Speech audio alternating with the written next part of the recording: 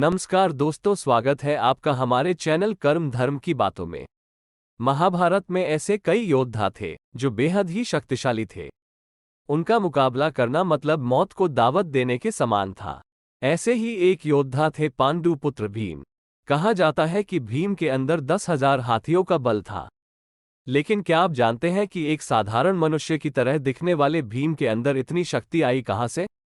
यकीनन इस रहस्य के बारे में बहुत कम ही लोगों को पता होगा। कहते हैं कि 10,000 हाथियों की शक्ति की बदौलत ही भीम ने एक बार नर्मदा नदी का प्रवाह रोक दिया था।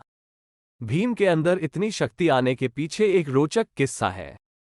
इसके अनुसार भीम बचपन से ही काफी शक्तिशाली थे। वो दौड़ने में, निशाना लगाने या कुश्ती लड़ने, सभी खेलों में धृतराष्ट्र के पुत्रों यानी कौरवों को हरा देते थे। हालांकि उनके अंदर कौरवों के प्रति कोई द्वेष नहीं था, लेकिन दुर्योधन के मन में भीमसेन के प्रति दुर्भावना शुरू से ही थी।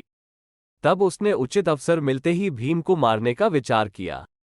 दुर्योधन ने एक बार खेलने के लिए गंगा तट पर शिविर लगवाया और उस स्थान का नाम रखा उद्क्रीडन।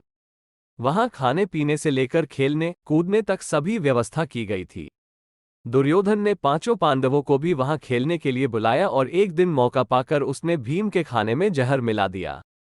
जब भीम ये विषभरा खाना खाकर बेहोश हो गए, तब दुर्योधन ने शासन के साथ मिलकर उन्हें गंगा में फेंक दिया। भीम मूर्छित अवस्था में ही पानी के रास्ते नागलोक पहुंच गए। वहां सांपों ने उन्हें खूब दंसा, जिसके प्रभाव से उनके शरीर से विष का असर कम हो गया। इसके बाद जब भीम को होश आया तो वो आसपास भयंकर सांपों को देखकर वो उन्हें मारने लगे, जिससे डरकर सभी सांप नागराज वासुकी के पास गए और उन्हें पूरी बात बताए। सारी बातें जान लेने के बाद नागराज वासुकी आर्यक नाग के साथ खुद भीम के पास गए। वहां जाते ही आर्यक नाग ने भीम को पहचान लिया। दरअसल आर्यक नाग भीम के नाना थे। इसके बाद वो भीम को अपने साथ नागलोक ले गए।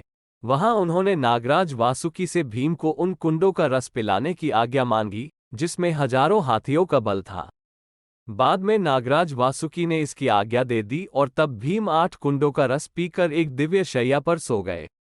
नागलोक में भीम 8 दिनों तक सोते रहे और जब वो जागे तो उनमें 10,000 हाथियों की शक्ति आ गई थी। बाद में वो हस्तिनापुर पहुंचे और माता कुंती और अपने भाइयों को दुर्योधन द्वारा उन्हें विष देकर गंगा में फेंकने और नागलोक में जो कुछ भी हुआ सारी बातें बताए। तब युधिष्ठिर ने भीम से कहा कि वो ये बात किसी को भी न बताएं।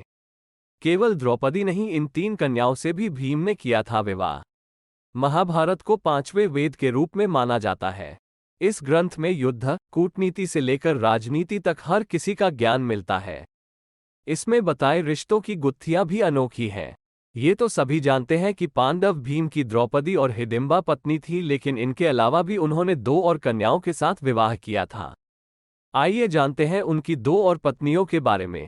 भीम की पहली पत्नी। भीम की दूसरी पत्नी द्रौपदी। महाभारत की कथा के अनुसार भीमसेन की दूसरी पत्नी द्रौपदी थी। द्रौपदी का स्वयंवर अर्जुन द्वारा जीत लिए जाने पर माता कुंती के आदेश से भीम अर्जुन सहित द्रौपदी का 5 पांडवों से विवाह हुआ। भीम को द्रौपदी से एक पुत्र हुआ था जिसका नाम सुतसोम था। भीम की तीसरी पत्नी बलधरा। पौराणिक कथाओं के अनुसार भीमसेन की तीसरी पत्नी का नाम बलधरा था। अपने बल और पराक्रम से भीम ने बलधरा को स्वयंवर द्वारा प्राप्त किया था। बलाधारा और भीम की एक संतान हुई जिसका नाम सुतसोम था। भीम की चौथी पत्नी काली। पौराणिक कथाओं में भीम की एक अन्य पत्नी काली का भी जिक्र मिलता है। यह मद्र देश की राजकन्या थी।